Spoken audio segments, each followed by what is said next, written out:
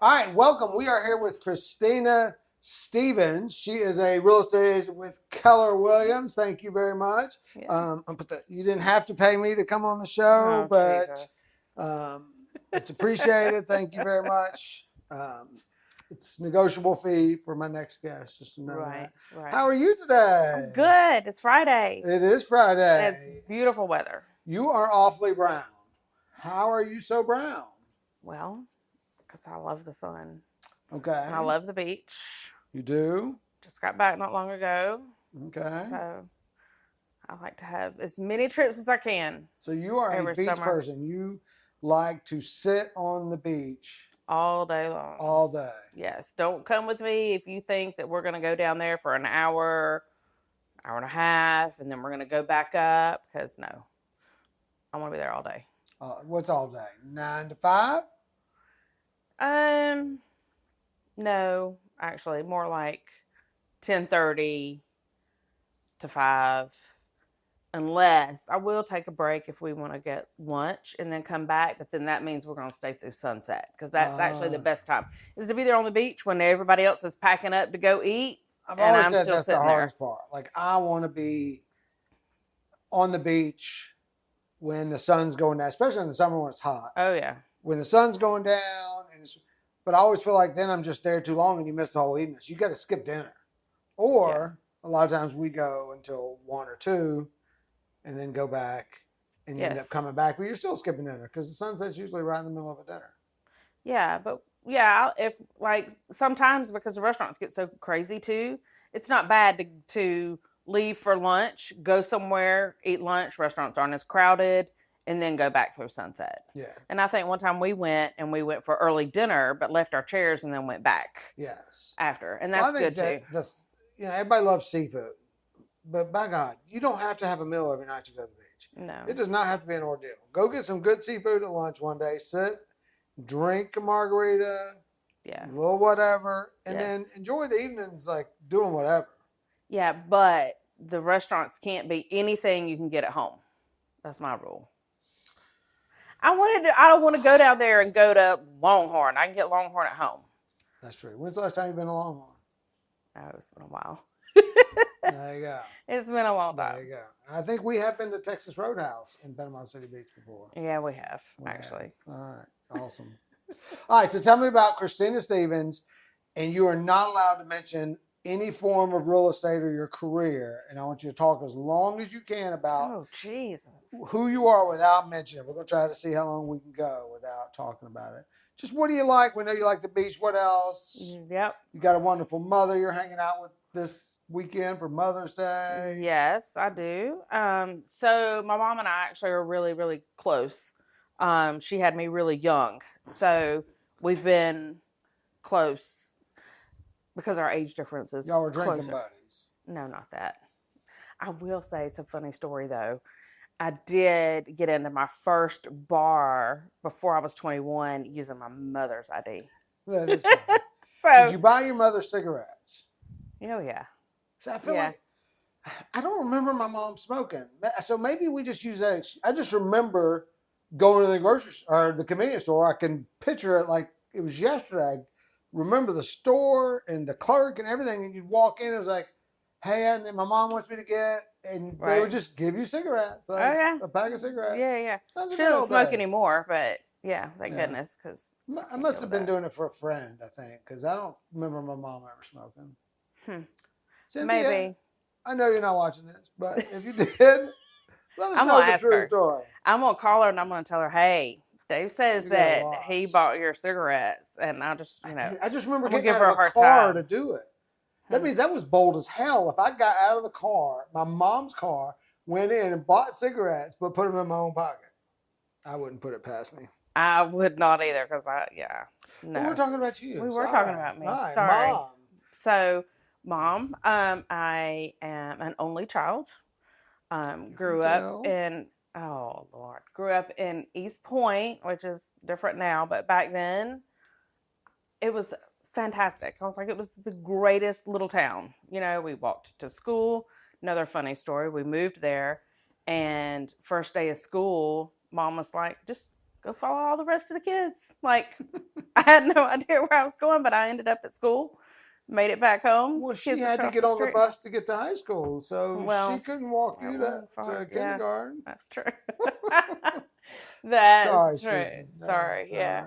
sorry. Um, but so I've always been in Atlanta, South Side. Been in Noonan since '98. Wow. Yeah, since '98. Yeah, it was not 4-lane. You could. It was actually long distance to call to Atlanta. So before I moved down here, I had a friend that lived in Noonan. I still lived up near South Lake. She paid extra every month on her phone bill to get an Atlanta line. So I would call her and go, hey, call me right back, and hang up, so I didn't have long distance, which now nobody has long That's distance. funny. Well, I mean, I remember because I feel like the zip code started outside, right? Like you didn't have a zip code. I Area remember code. area code, yeah. Yeah. Area code, and then it was just outside of the perimeters you had area code. Right. Before everybody got it, and then there were Right. so many phone numbers. Yeah. I just remember because they added the 404, right? That was the first one, Mm-hmm. and Yep. then 770, Then 770. and then 678. Is Yep. there another one here? 470. Yes. Yeah. Mom's is 470. Wow. Yeah. That's So incredible. yeah. So seen a lot through Noonan and Peachtree City over the years. Definitely changed. And but where'd you grow up? East Point. You said that. I did. Is that like high But school too? Why did I think you were like Morrow area? Like So my senior year transferred to Riverdale. Reeferdale. Reeferdale. Yeah. Yes. Yeah. It was a lot different back then too. I went from what would have been a class of like 103, 104 to almost 400. Wow. Yeah, even back then. It was that fun? Culture shock. Well, no, because the county was different. So therefore their criteria was different. So when I transferred to Riverdale, I had to take all the core classes that like the sophomores were taking that I didn't get. So all my classes ended up being with all the sophomores, and I graduated early. East Point, where they're like, Well, I was in Fulton County. It was can different. you read? Yeah. Okay. Yeah. Wow. That's a great. So- Okay, so that's where you grew up. Your mom. Yeah. What do you Grew do up. besides? I know you lay by the pool and the beach and the sun. I do. I lay by the pool, What beach in the else? sun. I love live music. Love going to concerts. Do you like Yeah. karaoke? Not so much. I like to watch others, and We went to karaoke and you sang. I did. You know why?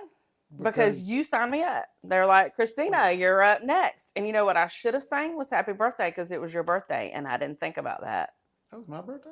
It was right after, because afterwards I was like, why did I not do that? It was. It would have been great. I wouldn't have had to sing by myself. Man. Oh well, afterthought. sort of You took always her think back. about, yeah. But I love to be outside. I like to go to like the night market in Peachtree City. Noonan has the first Saturday of the month. It's their little market. Just walking around, exploring stuff. So how's just their market chilling. different than the Peachtree City one? Because I've heard the Sonoya one is really good. And I've not been to Sonoy. I haven't Noonan is only the first Saturday of the month on the square. So is it bigger? Like, do they have music or anything? Or is this... It depends. Sometimes they do, and then sometimes they'll wrap up, like some type of theme. Like in the fall, they did in October, Spirits and Spice. So they had some spirits, and then they had like the barbecue. A couple of restaurants had some barbecue out there, and they had a little contest with that. So it just depends. Okay. Time Well, of I've year. got one of my questions on here is favorite charity. I know y'all had Keller Williams Care Day on yesterday. Red Day. Red Day, but you care. We do You care. care. You do Care Bears or something? It's cares for kids. Ca- See, we have a lot of charities. Yes, you do. Yes. And what y'all do? What's that all about? So, Red Day is the first Thursday in May every year. Every single Keller Williams office internationally makes that a day to give back to your community. So each office chooses what they want to do. This year we had a group that went to the Backpack Buddies and packed food and stuff in the morning shift, and then afternoon we were back at our office and we grilled burgers, hot dogs for all the first responders. So all your fire, police, EMS, and all that. So we serve them lunch. Now, is Backpack Buddies the one that does the lunches in the summertime and they deliver them to the park? They do. That They was do awesome. that too. If you need an opportunity did for that, you or your yeah. kids to serve, we did that. Me and We Max did and Aiden did it a couple times, Mm-hmm. and those kids just show up at the park to grab a did. sack We did that lunch. once in And it was Noonan, all- We did. too. That's where I got Yep. that idea. You and Kristina, y'all's whole team did that. Yep. That's where we went. That was fun. So check out Yeah. Backpack Buddies over the summer for some good. Yes, and they'll Good have. ideas.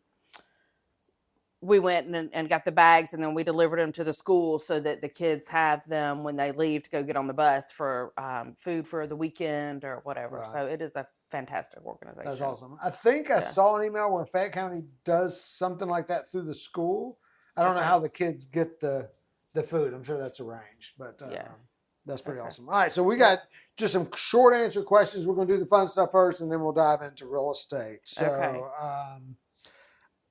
time travel, past or future? Would you go in the past or would you go in the future? Past. Why? I just think that stuff was simpler then. Like we had more interaction with each other. Like I was talking about, like growing up in East Point, like we all rode bicycles. We weren't tracked on our phones to see where you were, and it just seemed more. I don't know. The tech thing I think has taken so much of the. I don't even want to say personal touch, but like the human factor out of it. So I would love to go back. I'd go back and buy Amazon stock. So I mean, oh well. Then I own the future. Totally different reason. Yeah, there you go. Yeah, totally different reason. So yeah. All right. Okay, so I'm going to go back for that reason, but while I'm there, I'm also going to buy some stock. Okay. Most used emoji. Do you have one that's just constantly there? Probably just a smiley face. So do you alternate between the rolling laughter and then the laugher and then the full-on tears? Like, that's so hard for me to decipher. I'm like, I don't want to be too over with. Yeah, but some of them, like, I don't even know actually what they're supposed to mean. Some of those faces, I'm like, I don't even know what that means. But yeah. All right, an app that you use way too much. TikTok. TikTok? Mm-hmm. See, I don't get on TikTok that much anymore. I don't know why. Because I'm Instagram Reels, it's just nonstop for me. Yeah. And then I'm on Facebook a good bit, but it's actually a kind of fun when I forget, and then I get on TikTok because I haven't seen a lot of it. Yeah. It might just be the algorithm. Like, I just don't love all the stuff that it's given me.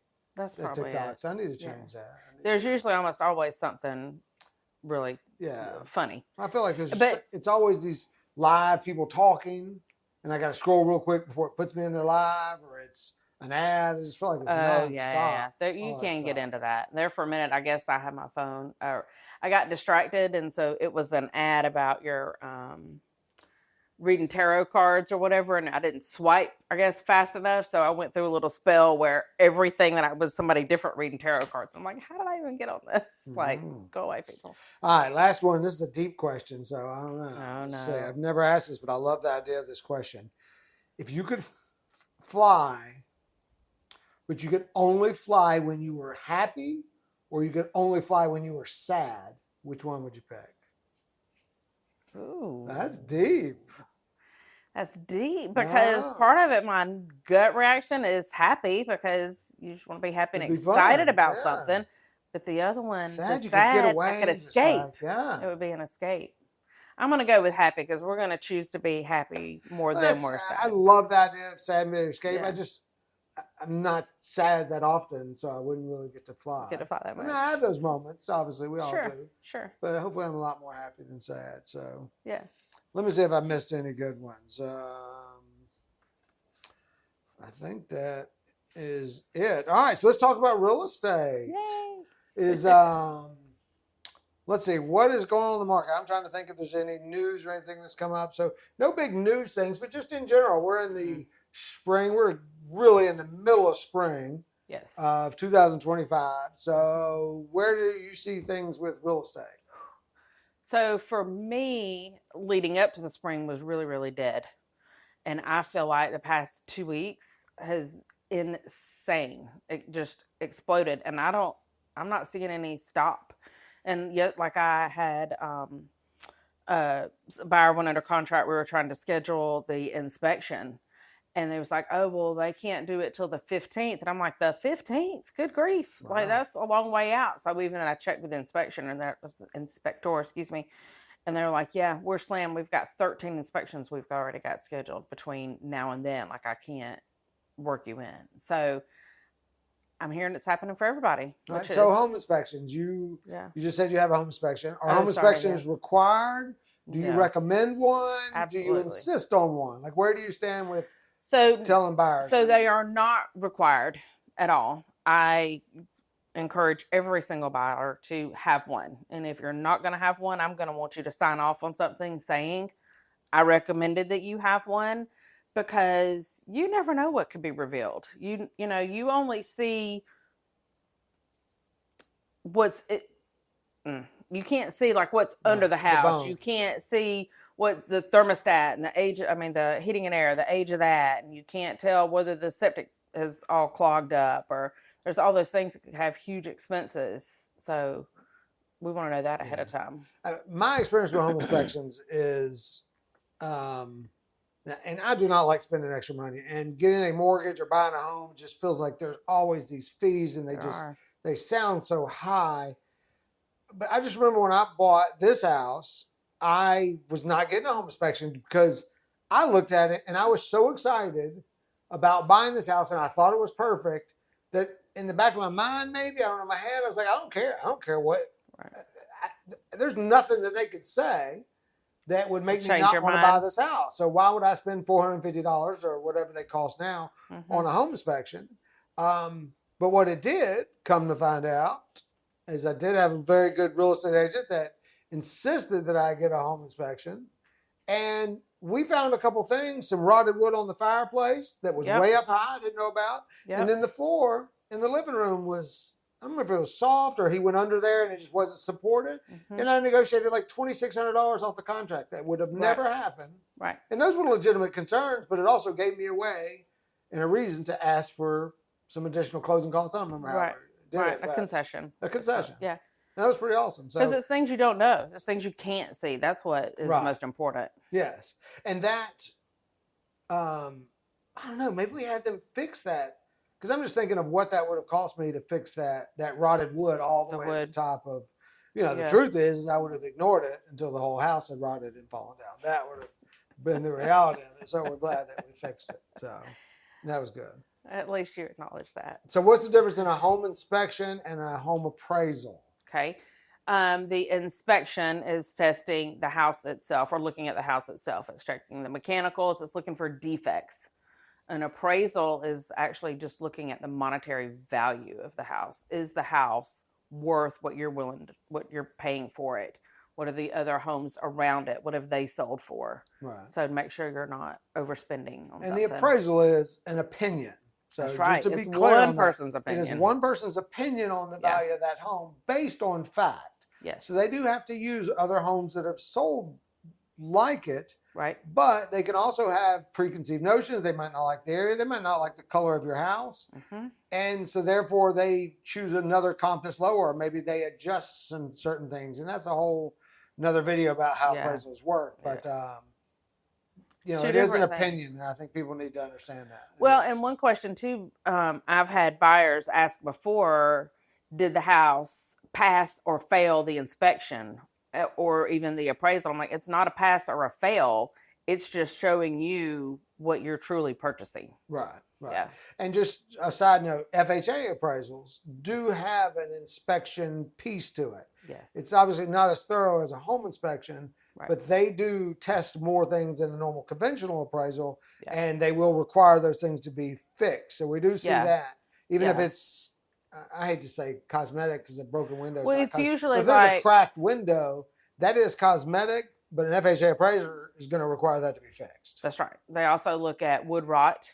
Yep, very much so. Yeah, there has to be a floor covering on all the floors. So, and you have to have a stove, but not a refrigerator, correct? So actually, I think that has just recently changed, and we probably need to look into that. It used to have a stove. Now I think the way it's worded is a place to prepare a meal. Well, good Lord, that could be anything. It could be a grill. So yeah, we need to Let me just circle back on that. We'll get back to you on that. Yeah. Awesome. If you know the answer, please leave that for us so we can get back to that. Yes. Awesome. Yeah. Okay, so what are our values going up? Are they going down? I mean, I know as a real estate agent, you would never get on a podcast and tell people values are going down. So convince us that values are not going down. They're actually holding. Okay. Like we're not seeing the values just skyrocketing like they have over the last couple of years. They're kind of holding steady. And actually, things are taking a little bit longer. The market time is a little bit longer than what we had seen in the past, up until the past couple of weeks. Right. But they're really just kind of holding steady. And, I do talk to some sellers and they still think that we're in that market where they can basically name any price and they're going to get it. That's not where we are. But we're not in a declining market where we are starting to see foreclosures and that kind of stuff either. So typically when a house goes on the market, from what I've seen on mortgage applications, people are still offering very close to full price. They're just able to negotiate concessions. Like, I want the seller to pay more closing costs, or I want them to fix this or that. They're asking for that stuff up front. Yes. We're getting on average about 98% of the list price, if it's priced well, still. Yeah. But yes, sellers are contributing to some closing costs these days, or making some, other concessions somewhere on repairs or. So do you work mostly with buyers or sellers, or how do you make that decision or distinction? That's a better word. Yeah. Both, actually. I like working with both. Which one do you really like working with? It's different because every situation is different. I do like buyers when they're out looking and the look on their face when they find the one, and then they know that that's going to be their future home, especially first-time home buyers, knowing that this is going to be the first house they're going to raise their family in. So that's all exciting. I thought buyers would be better, but I just couldn't put those people in my car. But y'all don't do that anymore as much, It's rare that anybody is in the car. They don't want to get in your car either. No, and you don't want them that for safety reasons and because, I mean, people just smell and then they want to use your gas and they want to, I've heard stories of them. Hey, can we stop? Are we going to stop and eat? And then they expect you to pay for meals. Absolutely. Yes, that's happened. I actually didn't happen to me, but I know an agent who, the mom had a toddler that she was potty training, and she put that little potty training thing in the back seat of the agent's car, and they had a nice experience with that. So, yeah. So if you're struggling with potty training, call Kristina. She can show you houses, and she will buy you lunch, and she will get your child to go poo-poo in the potty. I clarified, that was not me. It was an agent I know that had that experience. But you have the experience. So I have no experience with that. Yeah. Okay. But I will say, though, if it's a buyer who's not from this area, who's from out of state, out of town, and they don't really know their way around, then sometimes, yes, we will get in my car because I like to be able to point out, you're not this far from the grocery store, you're not that far from that, or, that kind of thing. So sometimes it does happen. But. So how important is that? I mean, they always say location. Mm-hmm. But I feel like, so you're in Peachtree City. So location is more the desirability of the school or the neighborhood, which every school in Fayette County is pretty good. Or Coweta is the same way. The schools there are fantastic as well. Yeah. So does location, is it still that important, or is accessibility to restaurants? Because I feel like half the people want to be as far away from the restaurants as they can want. That's right. It depends. Everybody's different. I get some people that they want to be out on their own. They don't want to be in a community. They don't want any HOA rules they have to deal with. They want to do their own thing. And then you have some people who definitely want to be in a community where their kids have somebody across the street to play with or whatever. In a pool, right. Okay. Yeah. So I know that when y'all sit down with a buyer, you ask, what are your priorities, and rank them, right? Don't y'all do that? Yeah, no, sort of. Like, I don't usually ask them to rank them, but it's just one of those where they're talking. Yeah. Not really. Okay, well, that just ruins my question. So go ahead. Let's hear. Let's see what your advice would be. Like, if somebody's just not sure, if it's a first-time home buyer and they're just not sure where they want to live. So what would you decide for them to prioritize? Because, as somebody new or somebody that wants to buy a house, they want everything that they want.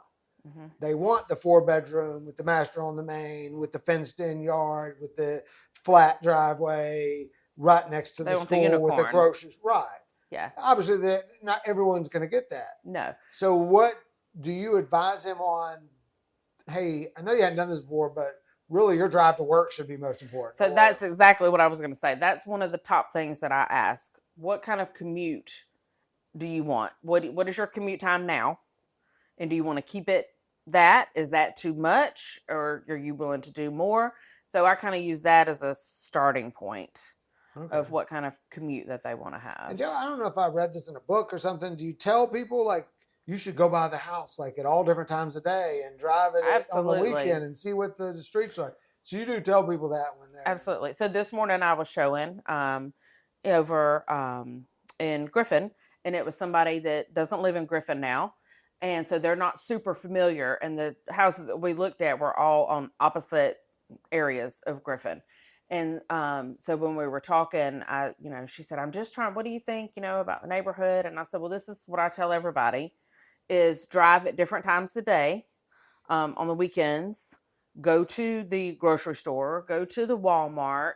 So one, you would see how close it is, but then also do those types of things so you get a feel for your community. right. And if that's, if it fits for you or not. Yeah. I heard something great because I think real estate is evolving. And I heard a great quote or a little video on Instagram from a realtor. Because I know that I found this house myself. No realtor showed me this listing or anything. I found it on my own.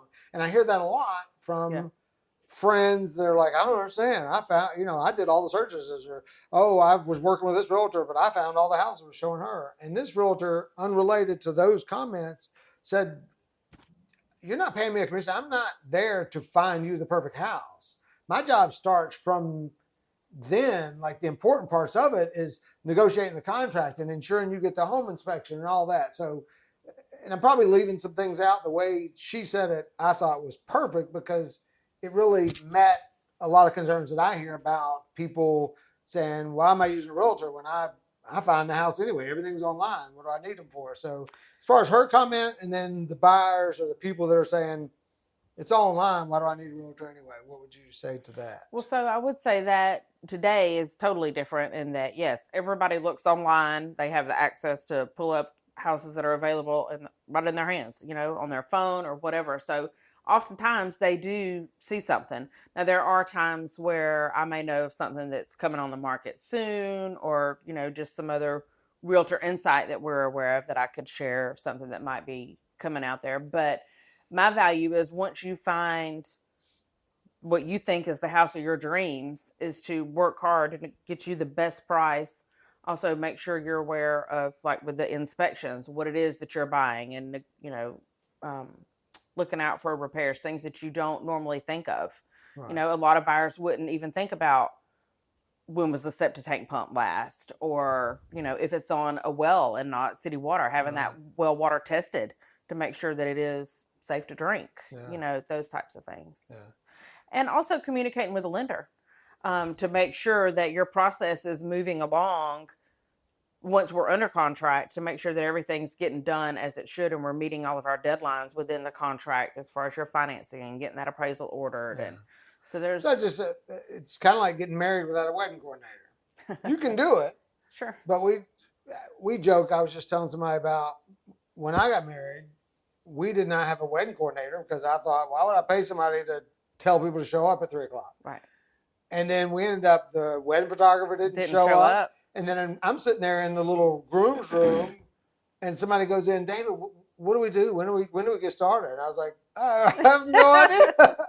And so just the whole, it's no good. There was nobody to say go. Right. Like, cause the bride's somewhere else. And so a little, it all worked out. So I mean, if it's a laid back and that's your personality, great. But right. Kind of the same way. You don't know what you don't know. Right. Absolutely. You don't know what you don't know. You don't know the questions that you should be asking that you're not. Right. Yeah. So how is AI, because that's the hot thing now, how is that changing in real estate? How do you think it might affect either the search for homes, or I don't know how it would affect that, but how is it starting to creep into real estate? So couple of things. Number one, a lot of agents are using AI to write the description or the comments for the properties, and you can tell immediately because there's 50,000 words that a lot of people don't want to read anyway. So, and in fact, I've seen other, realtors comment that just say, please stop using AI to create all your comments because we don't need 10 adjectives to describe the kitchen.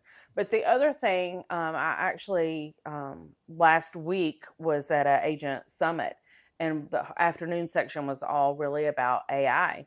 And the agent that was up there has really, that was teaching it, was really, had totally in 18 months changed her business completely. And she said that she was sitting there one night at 10 o'clock after she had worked all day, cooked dinner, had the ball games with the kids, and it was 10 o'clock at night, and she was working, and she's like, is this what success looks like? Because I'm not enjoying this. How am I not? I need my life back. So she has implemented it in a lot of ways, but the demonstration that she gave was she has an AI assistant. So when you call her number, that AI assistant picks up, ask you some prompting questions, will actually schedule your appointment to meet with her. But then if you want to talk to her, then you can press the number and it would go straight to her.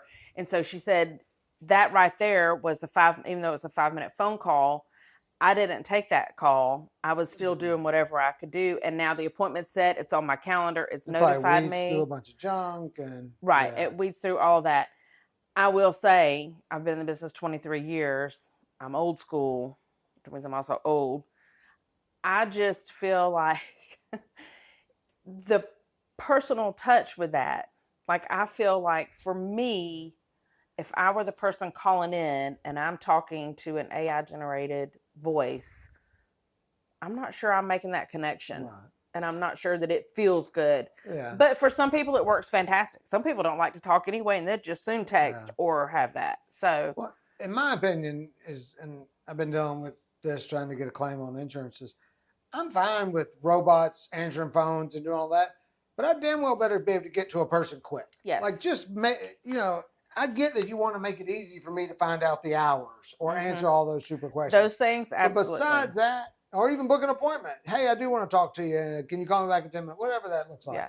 Yeah. But when they run you through circles and then you have to repeat all those prompts and they're literally avoiding talking. And I think customer loyalty to products is diminishing so much because there's Kroger. I cannot stand that place. I hate it, but it's right here. Mm-hmm. I just cannot stand that I have to check myself out, and it's always complicated. It ain't like if it was easy, I got no problem. I'm not a lazy person, but I'm tired of scanning it and then having to wait, and it just drives me Somebody nuts. Usually ends up having to come over to help you anyway. They come over anyway, and it's frustrating. Yes. So I love the idea of AI and making things easier, but it's got to make things easier for me, not for you. Like, that makes sense? Like, yes.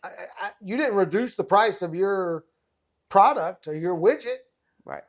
But yet you're supposedly it's making you more efficient and save money. So there's my soapbox. Okay. Yeah. Yes. Yeah. Okay. Last question, possibly, but I like it. What is the difference between a good real estate agent and a bad real estate agent? Because I know you as an agent work with both. I know me as a lender, I can tell you the difference between a good agent and a bad agent. So if you want to know, I'm going to say the number one thing to me is communication and accessibility. Okay. Somebody who, if we have a problem, I pick up the phone and I call them and we can work through that. Or if they foresee an issue is coming up, letting us know as early as possible. Communicating that instead of waiting until the last minute. Right. That bit me in the. I had one yesterday where it came up and the agent knew that this was going to be an issue probably for a couple of weeks, but they didn't bring it up until yesterday, and we close in 4 days. So I'm going to give you a different one. To me, the difference between a good real estate and a bad agent, there are really successful real estate agents that are just great, fun people to be around. They are great, can talk, and you love them, but they don't know anything about real estate. Yeah. And it's just not in their, and they've been doing it a long time. I say anything. They know enough. But to me, I can see the people that actually know how to negotiate, know what's required. I mean, when you've been selling real estate for 25 years and you don't know that there's a maximum amount of closing costs that the seller could pay, Yeah. and you just wrote that contract and your buyer agreed it, and that's lost money.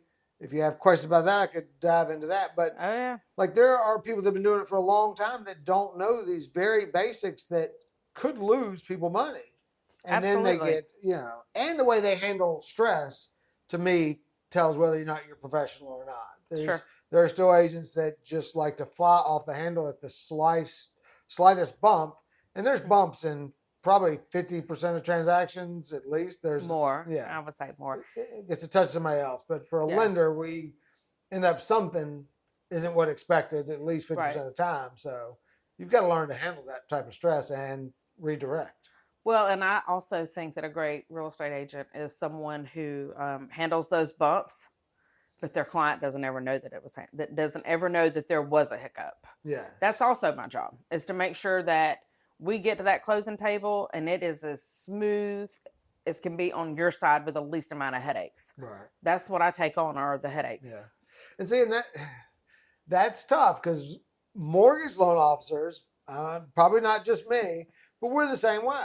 Like, bumps come up and I want to try to handle it without stressing everybody out. Right. But then all of a sudden, if I couldn't get it handled, then I got to bring it to everybody's attention. It's like, wait, you knew 3 days ago? I'm like, I've been trying to put that fire out. Yeah. I just didn't want to stress you out. So Sure. It is tough to be able to balance that and to learn, At what point do you alert everybody? But I also think it's so important. Well, I love working with agents that I'm friends with, because I will call you and tell you a bump that's coming a lot faster than I'll call an agent that I know is just going to fly off the handle. Oh, yeah. Like, I'll do everything I can because I know they're going to overreact. Yeah. And not just overreact, but then they're going to start calling me every 10 minutes. Did you get it fixed? What are you doing? Right. And it's like, give me a second to handle this. Right. And so saying that, real estate agents, if you're watching, please be professional when issues come up and work towards solving it. And then if you want to beat up the inspector, the lender, the mortgage, or the attorney, if you want to beat them up after it closes, just don't do it during the process, because it doesn't help. No. Yeah. And if you want a lender to shut down from returning your calls, yell at them every 10 minutes and they might get a little slower returning your call. So sure. I don't know. Yeah. Well, no, and there's definitely people that handle things well and know how to, and then there's other people that I think just kind of stoke the fire, know, like they make it a bigger deal than it has to be. They panic. There you go. Yeah. All right. So it is going to rain all day tomorrow, supposedly. What are you going to do on a rainy Saturday? Let's assume there were no real estate showings or anything like that. If you didn't have anything else, what does a rainy Saturday look like? Laundry, a little bit of cleaning, and probably just chilling on the TV, watching a couple of shows I want to, people have been talking about, so I want to watch. In the winter, you pray for a rainy day because stuff starts building up in the house. It's like I haven't folded anything or done anything. I'm like, oh, it's going to rain all day. That's so awesome. I can, And I'm a bit of a neat freak. Like, I can't stand when things are a disarray or if there's a lot of laundry to do. Me too. Clutter. I can't stand clutter. It's just I couldn't live in that environment. Good thing you're not like a buzzer that's going to hit you with a lot of attack. Yeah. All right. Yeah. Well, thank you so much. This was wonderful. Thank you. It was good. Oh, Kristina, was my first podcast. I was. And it was a totally different setup, and it was a semi-disaster, so we scrapped the whole thing. So we did. This is like number 5. But technically, she was number 1. So I think the other one went very well. We talked about the audio, so we may release the audio, but just the cameras and the angles and the backdrop, everything was really bad. It was really bad. Thanks. It wasn't that bad. It was pretty bad. All right. Thank y'all very much. All right. Please like and Thanks. subscribe. I've never asked that. I can't. Oh. I'm trying to make that a habit of Yeah, yeah. saying like and subscribe and comment really because I did Yes. listen to another I thing want to and hear they the talked about feedback. the engagement is what's really helpful. Shoot me your to my friends. questions. Yeah, would love Where do that. they find you? Yeah, that's a good question. Yeah. So you can email if you want, kstevens@kw.com. We know how That's to keep- lame. Okay. You can message me on Facebook, Instagram, I'm on TikTok. I don't have a lot of videos out there. That's more of a watching kind of thing. But you can still You're message going to. there. We're going to top this thing Yeah. up. Yeah. But you're there part you of the go. Christy Hayes team. Yep, part of the Hayes team. Is it just the Hayes team now? It's the Because y'all Hayes have team. redesigned logos. We did. God, that looks so good. We rebranded. We did That's like a all of that. masterpiece. Well, thank you. Like that whole Yeah. rebranding and the Yeah. outfits and everything. the And photo we're licensed in Georgia and Alabama. Christy and I both. shoot. Yeah. So she's primarily focusing on Lake Wedowee. I'm primarily focused Yeah. on Lake Martin. So send us that business Christy as well. lives on Lake Wedowee, so She does. spends a lot of time Yep. over there doing real estate. So. Yes. Yep. All yep. right. All right. Thank you very much. Thanks, guys. Freeze. Okay. How long was it?